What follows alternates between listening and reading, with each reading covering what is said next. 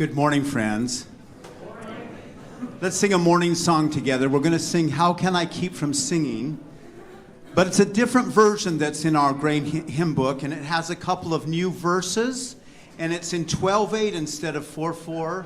And so just all sorts of new things. So better let's rise in body and our spirit and be open to do something old in a new way.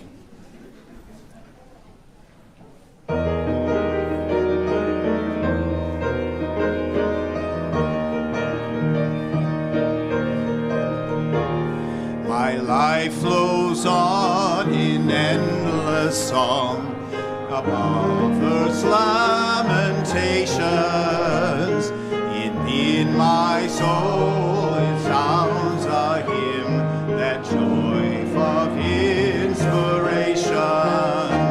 Through all the turmoil and the strife, a song of hope is ringing.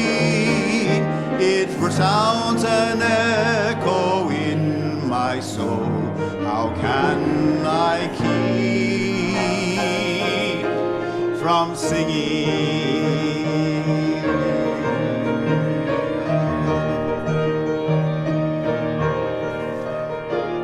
When people join with hands in love, in times of joy or sorrow,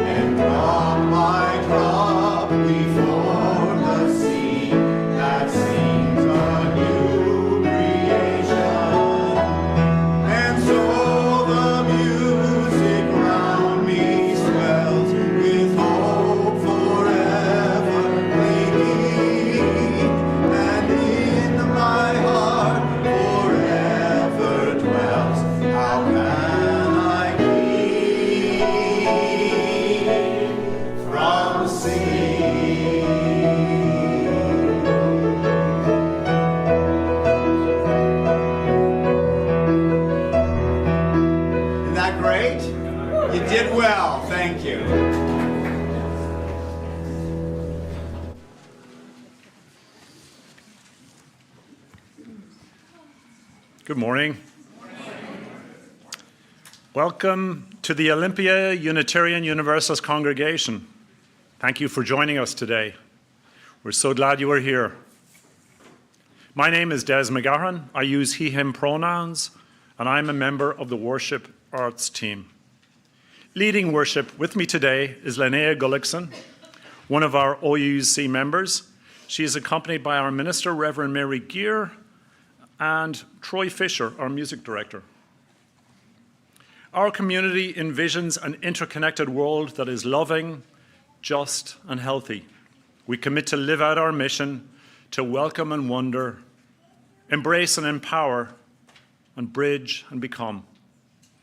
We are a people of many genders, many racial identities, many economic levels, many sexual identities, and in all the ways that we are different, we are all here united as one people.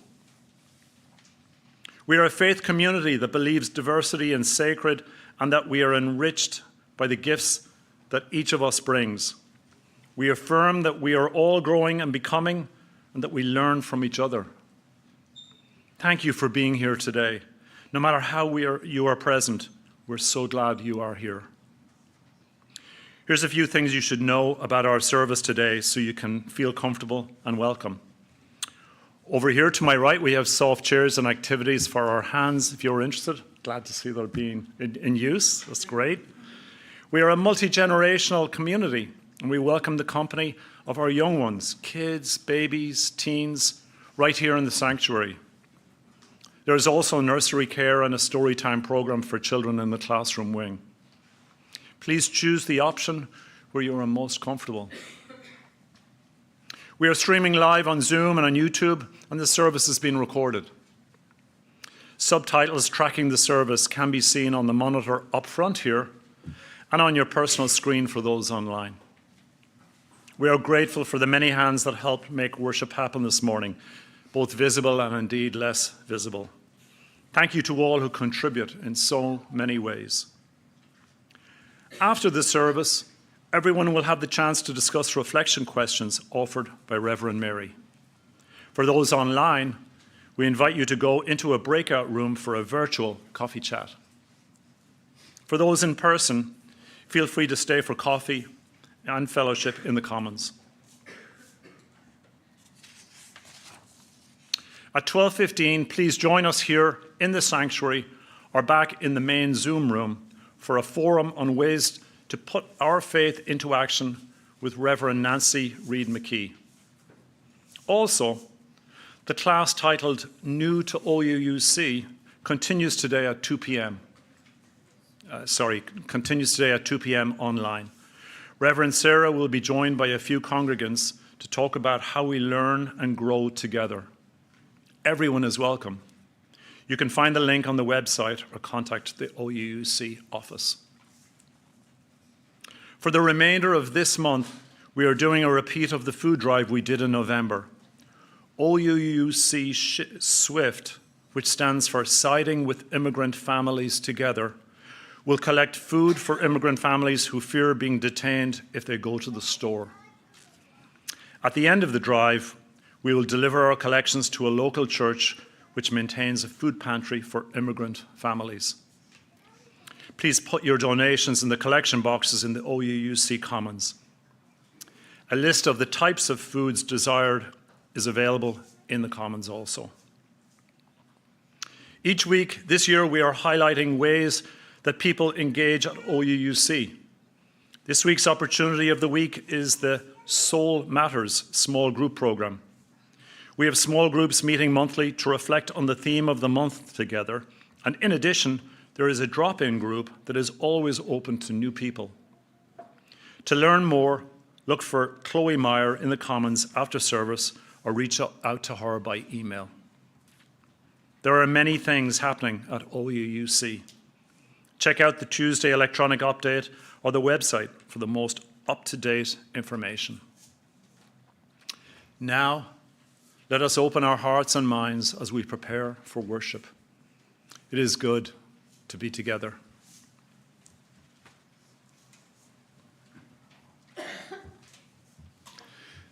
This morning, we join Unitarian Universalist congregations around the world in lighting a chalice, the symbol of our faith tradition, with the words of Paul Stephan Dodenhoff. Joy and grief, health and sickness, light and darkness, peace and anger, life and death, wholeness and brokenness. We each bring all of these here to this sanctuary of unity and diversity for this 1 hour on this one day.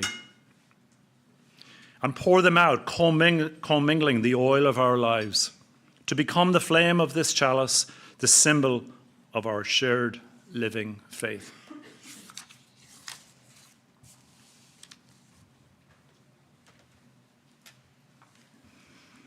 Welcome, everyone. I'm Reverend Mary. I use she, her pronouns. I am an older white woman with short, curly, silver and brown hair. I wear dark-rimmed glasses, and today I have on a teal top with a black jacket and the stole that was a gift from a meditation sangha that I sat with. I know that they are with me in spirit today. Our opening words this morning are offered by the Reverend Maureen Killeran. We are called today from the midst of pain and challenge. We are called to praise the world. From a world that appears broken, we are called to praise life's moments of joy and grace.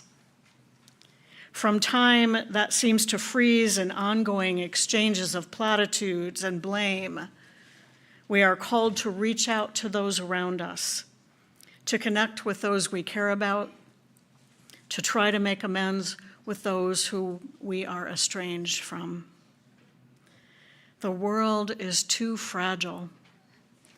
There is too much pain. Let us bring our hearts together this day. Let us praise this mutilated world in all its blessing and in all its pain.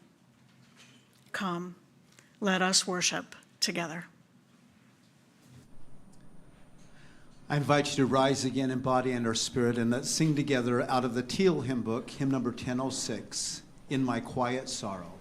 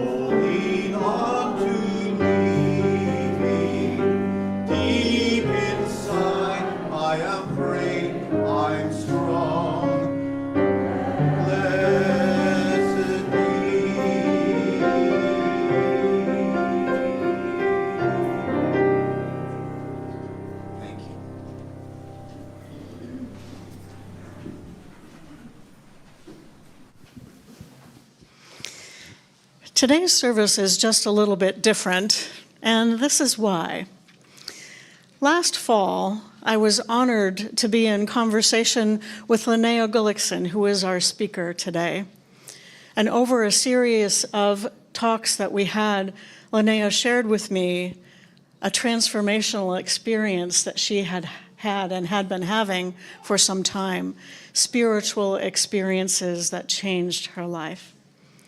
And as she spoke, there is so much that resonated and that I thought was worthy of being shared in a worship service, and invited Linnea to consider that.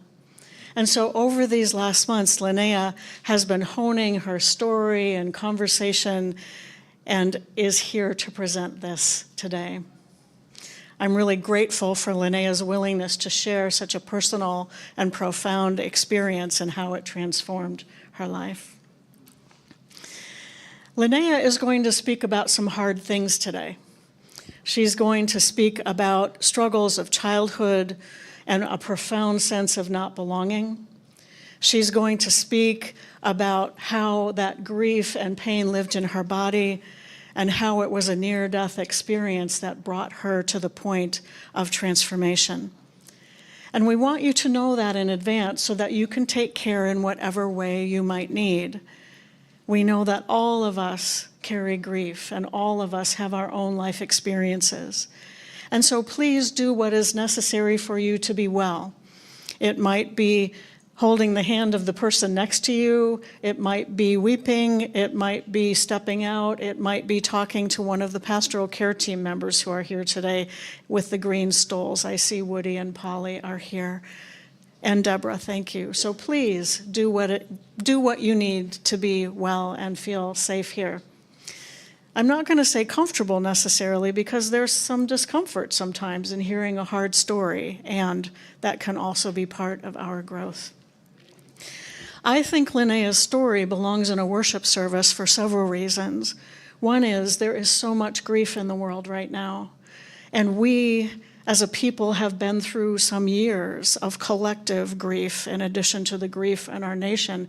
And that's not to mention all of the everyday and life-changing grief that we have in our own personal lives.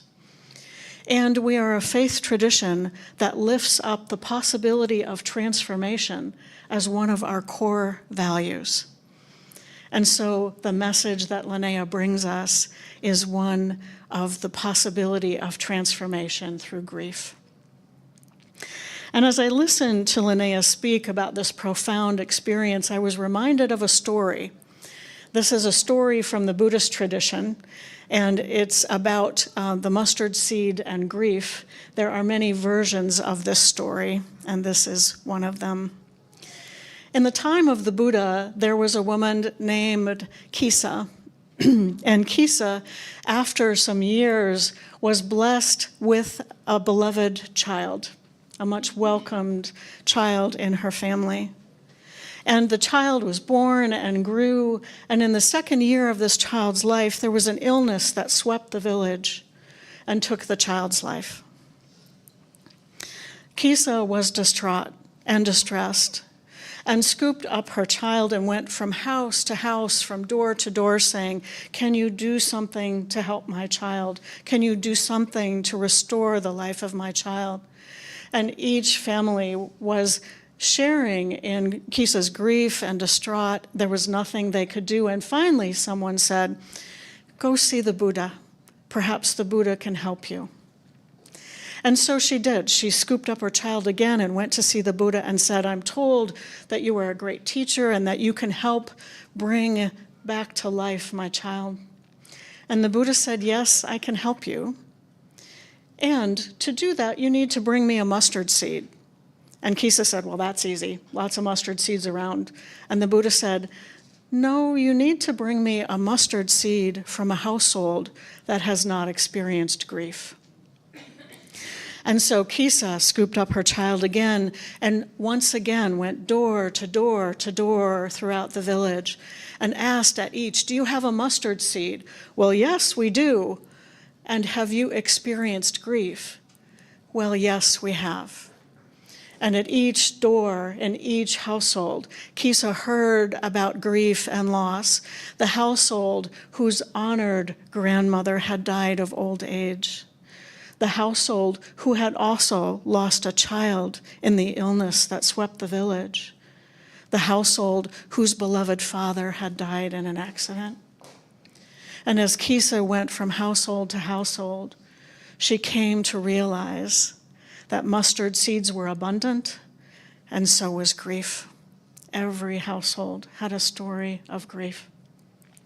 And as Kisa came to this realization, she became aware in her heart that there was nothing wrong, that death and grief is a part of life for us as humans. And so she took her child to the priest and to the cemetery, and she said goodbye. And Kisa returned to the Buddha and said, "You did not bring my child back to life." And the Buddha said, "No, I don't have that power. The healing that I offered you was for you, not your child." And as Kisa heard those words and took in the wisdom of the Buddha, she realized that she had been transformed. Thus ends our story.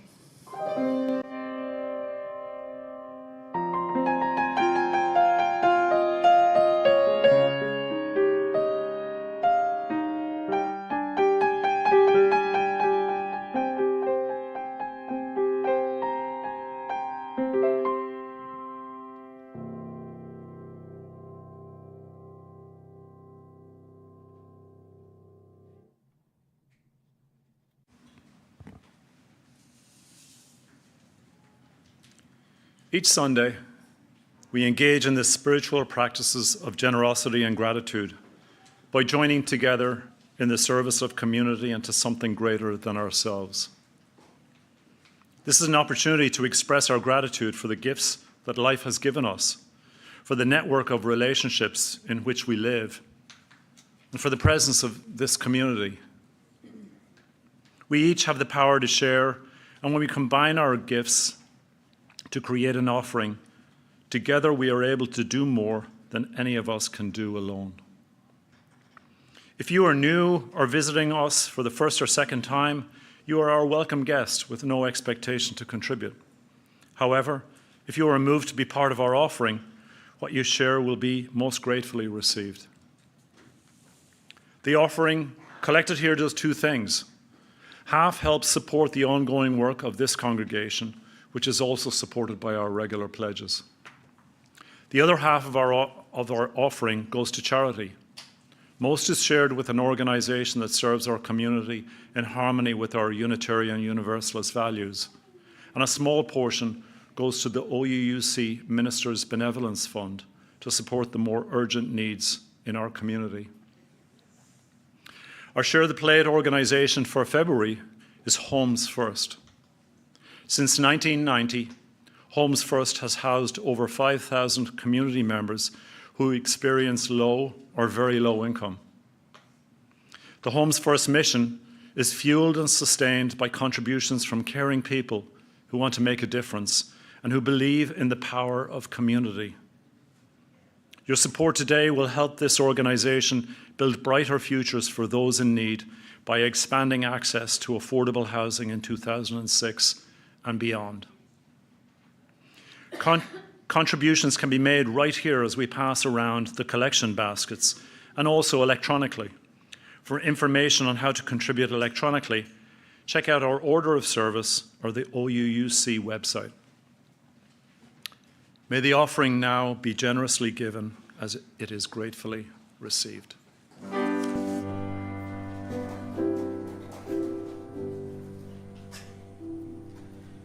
It's been a long, hard night, and I've been waiting for the morning. It's been a long, hard fight, but I see a brand new day is dawning. For I've been looking for the sunshine. You know, I ain't seen it in so long. And everything's gonna work out right. Everything's gonna be all right. It's everything that's been all wrong.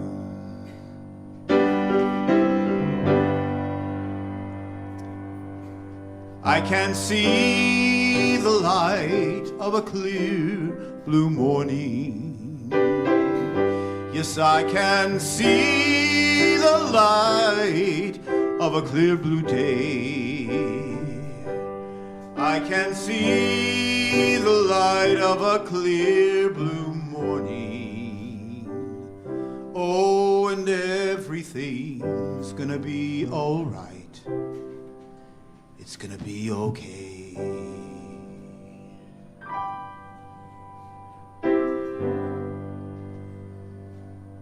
It's been a long, long time since I've known the taste of freedom. Those clinging vines that had me bound, well, I just don't need them. I've been like a captured eagle. You know, the eagle's born to fly. Now that I have won my freedom, like the eagle, I'm eager for the sky, 'cause I can see the light of a clear blue morning. I can see the light of a brand new day.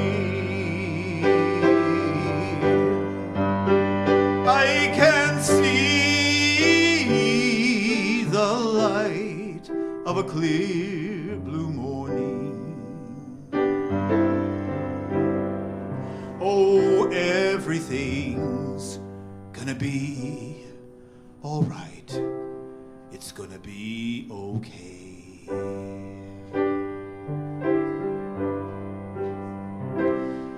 Everything's gonna be all right. Everything's gonna be all right. Everything's gonna be all right. It's gonna be okay.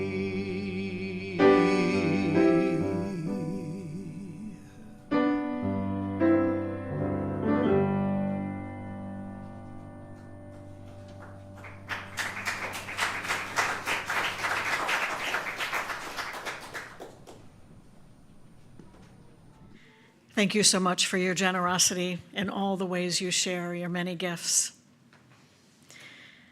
This morning, we connect with our ancestors as we do what humans have done for all of our existence.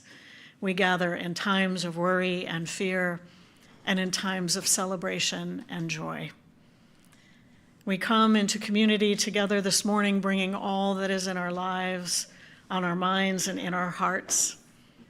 And so let us make space to hold all that we bring with us as we place stones in the water of community. You will hear a drumbeat. Allow its resonance into your body. It's the heartbeat of life, the heartbeat of our community.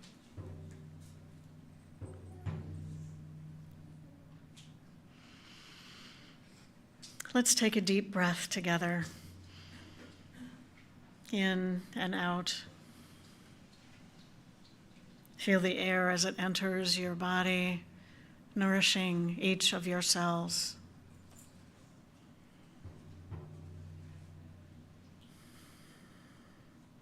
Feel the earth beneath us, the solid Mother Earth that holds us always.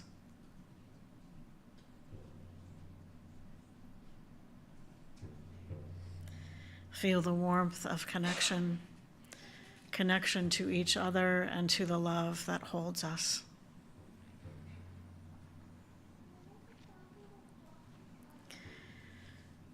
As we widen our circle, I invite those joining us on Zoom this morning to share in the chat anything that is on your heart or mind.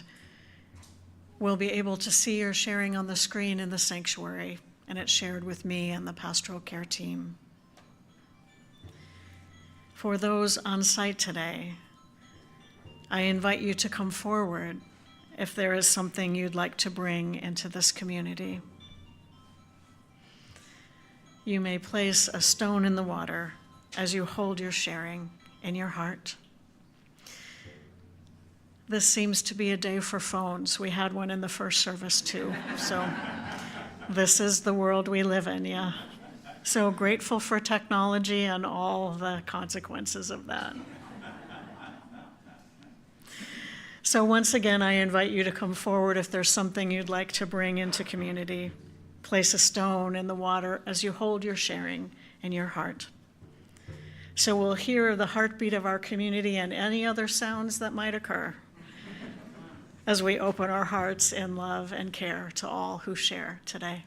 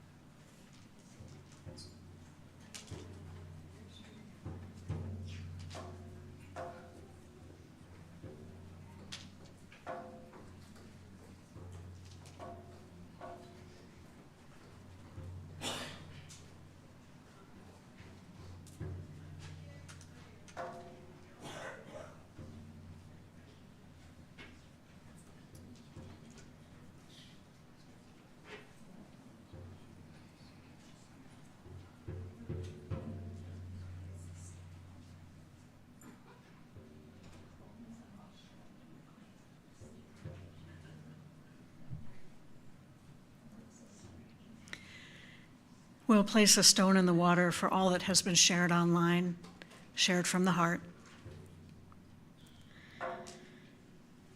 And one more stone placed in the water for all that we hold in our hearts and that remains unspoken this day.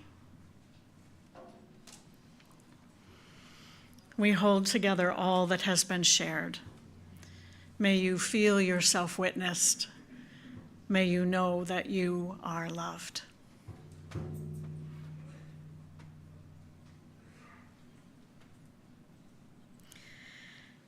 I invite you now into a moment of contemplation.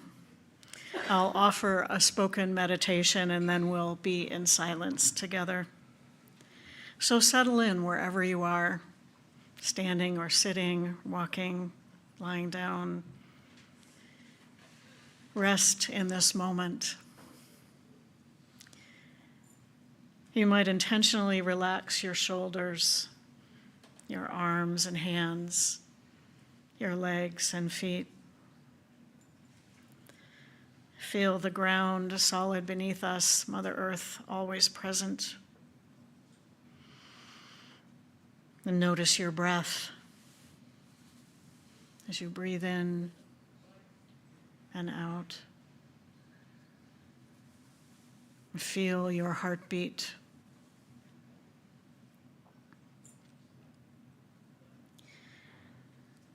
These are anxious times, hair-pulling, hand-wringing days.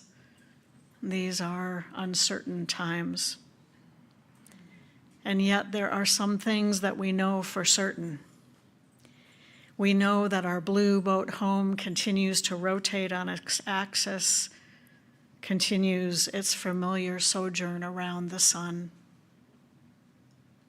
The sun sets and rises each day. And if we remember to pause, we may lose ourselves, but for a moment, in the glorious play of light and color on the horizon.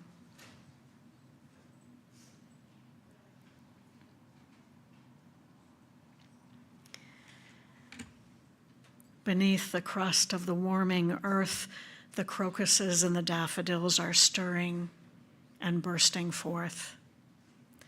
The energy of life and living is pulsing in them and in the blades of grass and in the buds on the trees. It is pulsing in us too. That pulse of life calls us to nourish our bodies with good food and movement, and to nourish our spirits with art and song, friendship and tenderness and quiet. The pulse of life and living is in each and every one of us. Amidst the clamor of these times, let us heed its sure and steady rhythm.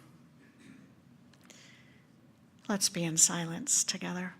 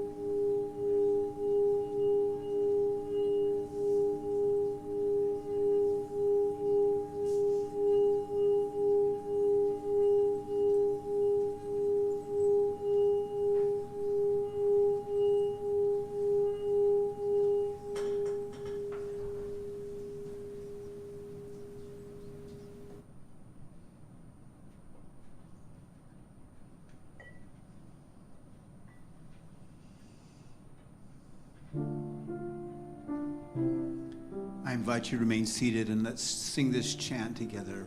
Return again.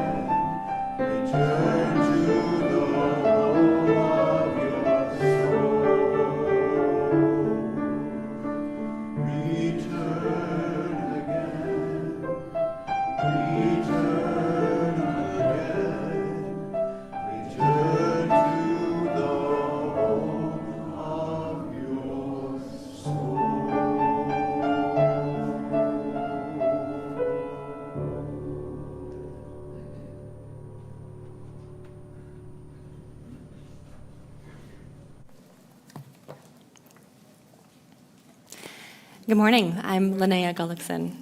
I've been a part of the OUC community for about 2 years, and I'm grateful for the opportunity today to share my story. This past year, my life threw me onto a path I never saw coming. I went through a rebirth of my soul, and the mechanism was grief, the very thing I'd been trying to outrun my whole life. This grief I'm reflecting on today is layered: personal, ecological, political, existential. What I've learned is that grief is not just an emotion or something inconvenient to endure. When held in safety and connection, it can be a powerful initiatory force that reveals truth. And yet our society trains us not to talk about grief, to treat it as something shameful and isolating. This defies the nature of grief. The safety of community is what allows grief to move and change us instead of stagnating in our bodies. Because of this stigma, I suppressed a lifetime of my own grief, which finally moved through me and released last spring. On the other side, I've found a kind of freedom and belonging that I never could have imagined for myself. I know that some grief does not transform or resolve, and I offer this story without assuming it will resonate with every loss. I'm sharing my story simply as a case study to the power of grief and community, and as an invitation to make room for grief in ourselves and in one another. We walk this landscape of grief together. To tell this story, I have to start with my early life, the origin of my grief. I was a very sensitive child, and the depths of my emotions were rarely held safely by the world, especially in a culture that does not value sensitivity. I absorbed that my emotions were shameful and unsafe for me, and this shame turned into social anxiety. Invisibility was safety to me, but it was also hell. I craved belonging, but felt doomed by my nature to never belong anywhere in the world. I suspect many of us carry grief like this, quietly, privately, believing we're the only ones. The one place I found a sense of belonging and peace was the redwood forest. The forest never asked me to be anyone but who I was, and it pulled me out into the living, breathing world. Amongst the trees, I felt things blur into some sense of oneness and began to see the beauty of the natural world reflected in myself. Though I had never been exposed to any earth-based spiritualities, the forest taught me my spirituality. Mother Earth became the divine I worshipped. She took me in and offered me belonging and a mirror to my inner beauty when I needed it most. It's not exaggerating to say it saved my life. One day in the forest, I was struck by a bone-deep epiphany that changed the course of my life. Nature was my purpose in the world. When I reached college and continued to struggle with isolation and social anxiety, I had another realization. I needed to change, or I would never be happy. For the next 7 years, I pushed through my fears and slowly built a beautiful life, close friends, a fulfilling career, but I couldn't shake the deep residue of shame, anxiety, and unbelonging. I coped by drowning out my inner world with constant background noise. I hated the way it separated me from life, but silence felt dangerous. Because my life looked objectively good, unconsciously I felt unjustified to feel pain, and I told myself that this is just what baseline existence must feel like. Things finally reached a breaking point last spring. For the past few years, I've worked for the federal government as an endangered species biologist. When the administration change happened, I was, like many of us, confronted with despair as the country descended into authoritarianism and violence. For years, I'd coped with ecological grief through my conservation work. It was my way of earning my existence. Now, all at once, I felt powerless to protect nature, to prevent the life I had built from falling apart in the face of potential mass firings. I stayed in go, go, go mode, my mind trying to outrun what was brewing inside me. One morning, I woke up feeling heavy with a pit in my stomach. I ignored these warning signs and went to work in my cubicle. Surrounded by beige walls and fluorescent lights, my mind began to blur and my body revolted as I felt increasingly overwhelmed and physically ill. My body was screaming at me, "You can't be here right now. You need to go."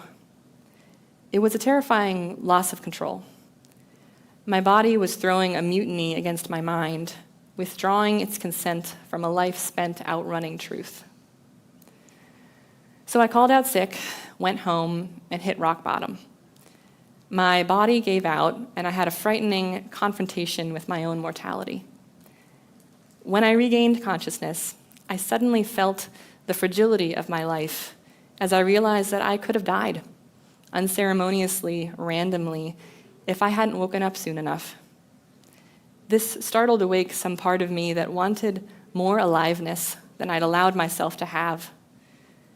I descended into stillness the rest of the day, and the following day, too. The third day, an inner dam I had held within myself my entire life broke open. My body released a tidal wave of grief that I had been suppressing for 26 years, and it washed through me all at once. It felt like I would never come out of it. It was grief for the current situation, but it was also very old, wordless grief that bypassed my mind and came directly from my body. I finally cried for the years I had spent unseen and isolated, for the younger version of myself that believed she would never belong anywhere. That afternoon, something in me said, "Go to the forest." Though it took all my effort, I dragged myself out of the house and down the trail to a meadow that I had felt drawn to for a while. The meadow was secluded, surrounded by trees on the edge of a cliff overlooking the water. I laid down on the dirt and began to cry again. Suddenly, I felt a wave of peace wash through me. In that calm stillness, the firmness of the soil, the swaying leaves, the sparkling of sun on water, all of it came into sharp focus. I felt held by Mother Earth. As I lay there, I felt an odd sense of something leaving me, some very old part of me seeping down into the earth.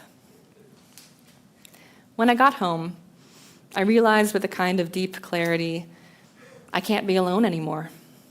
I texted my friend Maddie, and we met up for the service at OUUC the next morning. I arrived barely holding it together. After the service, Maddie asked me how my week had been, and I immediately started crying and told her it had been really hard. Without flinching, she brought me outside, let me tell her everything, and gently affirmed that she'd been surprised I'd been able to hold it together as long as I had. We went out to a cafe after, and as we talked, I felt myself coming out of my grief, returning to myself. In my raw state, I had made the decision to defy my old patterns, to let myself be seen in community and be witnessed by a good friend. That had made all the difference. And looking back, it rewired something fundamental. Something in me finally registered safety. My descent into grief over those 4 days was the pivot point of my life, the death of the old self defined by fear and shame.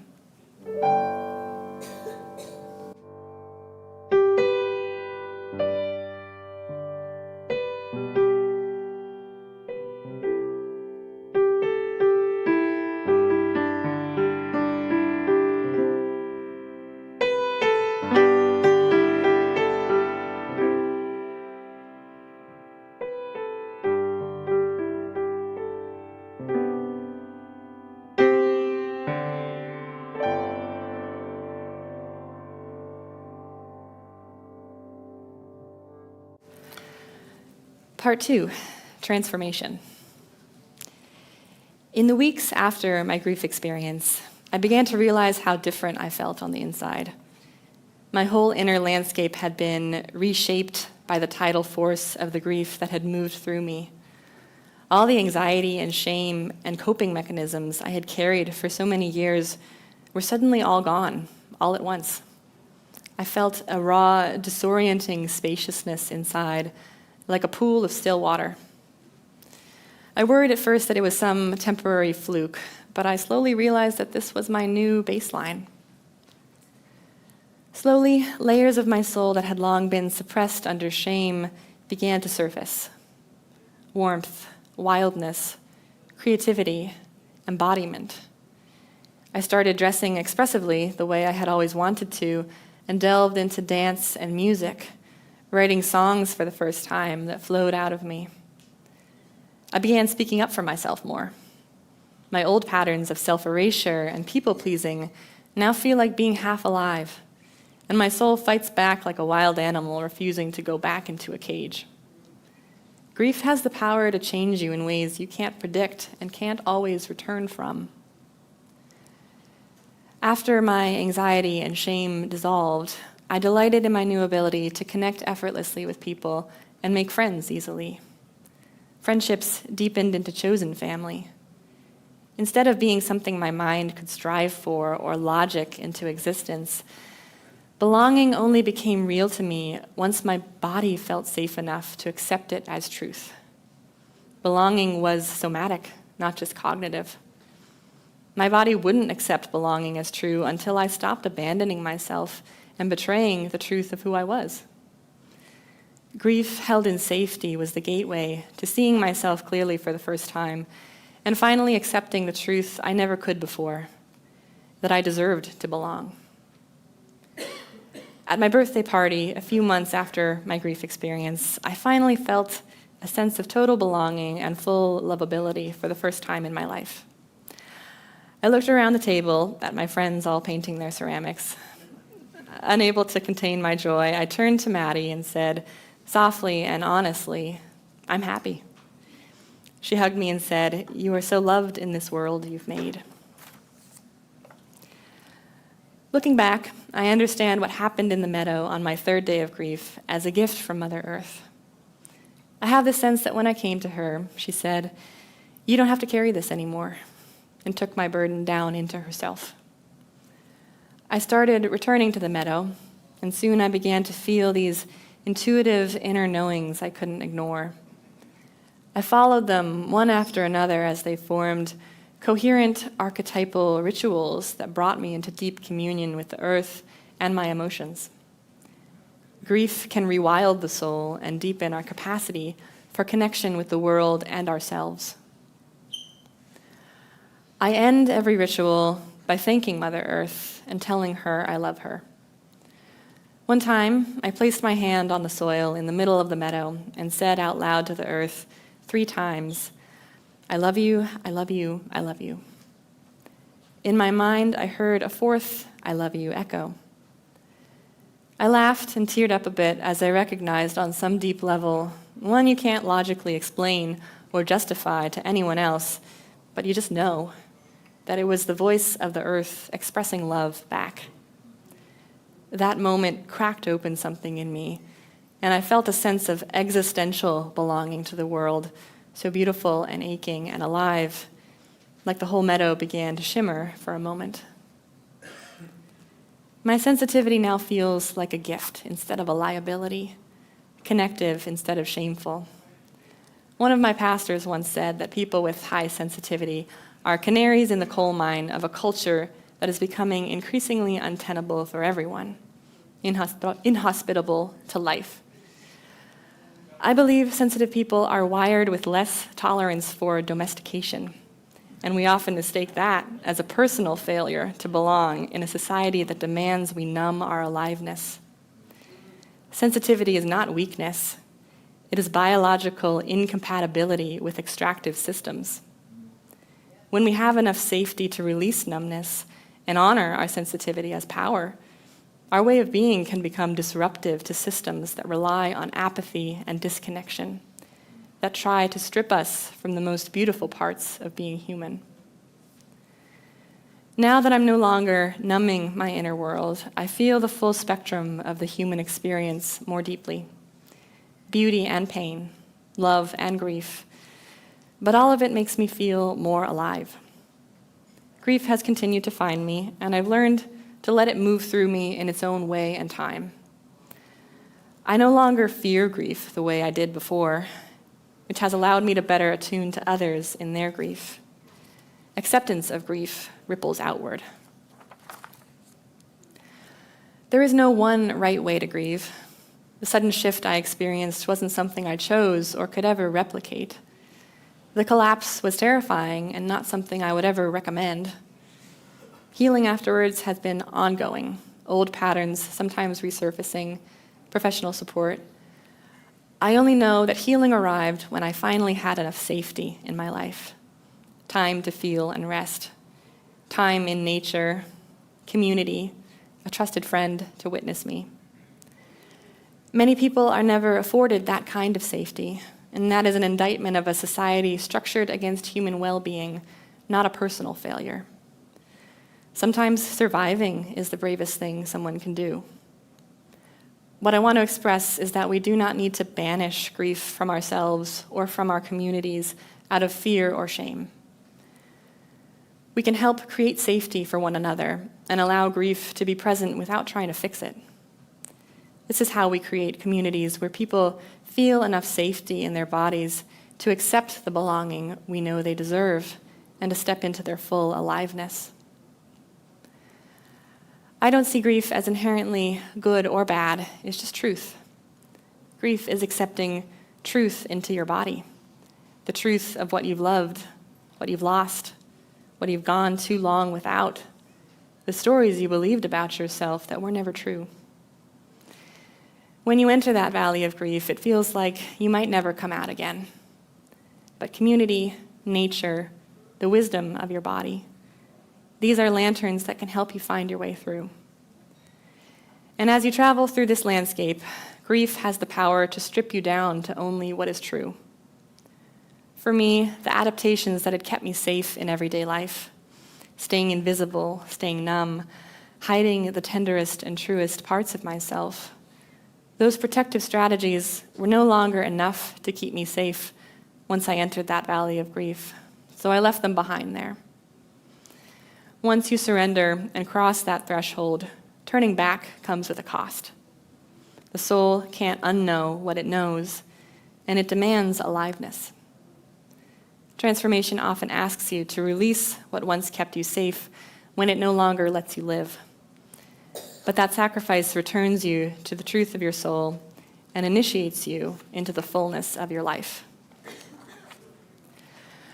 Right after my grief experience last spring, still in my raw state of figuring out who I now was with the empty stillness where shame and anxiety no longer lived, I went camping with some friends on Lopez Island. We went to a little bookshop, and I bought a poetry book written by a local poet, Quinn Bailey. As I sat reading the book in my tent on the cliff overlooking the water, the last line of the last poem kept repeating within me like a heartbeat. I couldn't shake it, though I wouldn't understand why until much later. The line was, "Don't wake up at the end of someone else's life."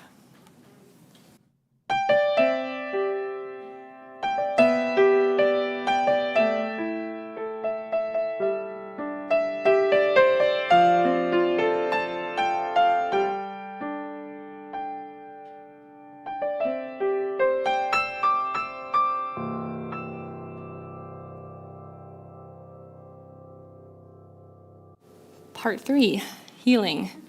So I'm going to share a song that I wrote. And songwriting was one of the things that I began doing after my transformation, and the songs kind of started just coming out of me spontaneously. And so this one came to me the night after my birthday party, kind of my first real day of belonging. And this one's called Chosen Ones.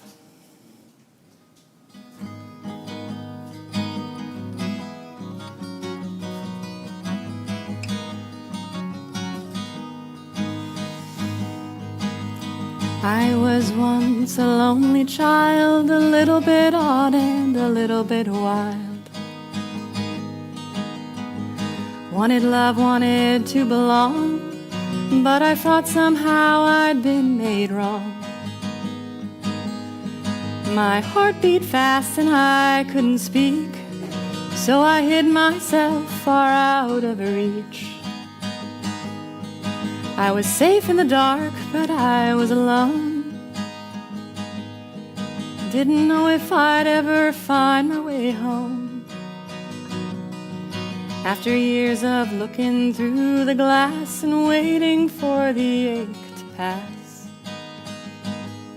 I said I can't keep living on like this. I want love and friendship, everything I've missed. So I took my heart and laid it bare and found gentle hands waiting there. I faced my fears of being seen, and the barren ground started turning green. Where there was loneliness, now there is tenderness. Where there was shame, now shines the sun. Never thought I'd see the day, but somehow I found my way to this glowing table of my chosen ones. I've got lovers of the earth and lovers of the ocean. I've got healers of the sick and teachers of the children. I've got ones across the world and ones around the block. I've got ones who are my sunshine and ones who are my rock. Some tend to their neighbors, some tend to their gardens, some paint the sunset, some climb the mountains, some fight for justice in the streets and the halls, some bring people comfort in the hospital walls. I've got some who've been hurt and some who are healing. I've got some who've seen the worst and still love with no ceiling. I've got ones who are gentler and braver than me. I've got ones who've shown me what kindness can be. Where there was loneliness, now there is tenderness. Where there was shame, now shines the sun. Never thought I'd see the day, but somehow I found my way to this glowing table of my chosen ones. All my friends gathered round, oh, the joy of the sound of their laughter and their voices. Though I've made some wrong choices, I wouldn't change a thing I've done, 'cause it brought me to these chosen ones. And I give thanks to the heavens above for all the ones I have come to love. Where there was loneliness, now there is tenderness. Where there was shame, now shines the sun. Never thought I'd see the day, but somehow I found my way to this glowing table of my chosen ones, to this growing table of my chosen ones.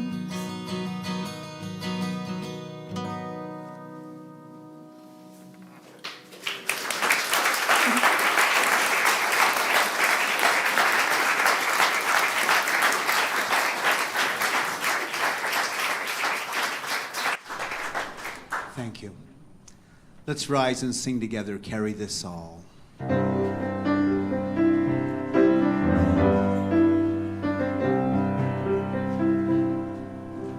You do not carry this all alone. No, you do not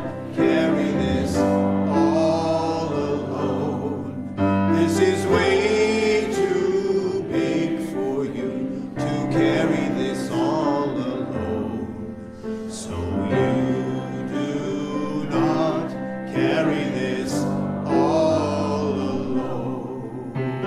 You do not carry this all alone. No, you do not carry this all alone. This is way too big for you to carry this all alone. So you do not carry this all alone.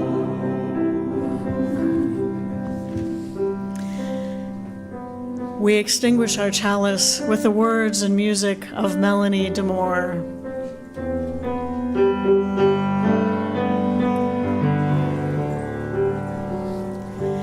I am sending you light to heal you, to hold you. I'm sending you light to hold you in love. I am sending you light to heal you, to hold you. I'm sending you light to hold you in love. May you go with joy, go with commitment, go with love.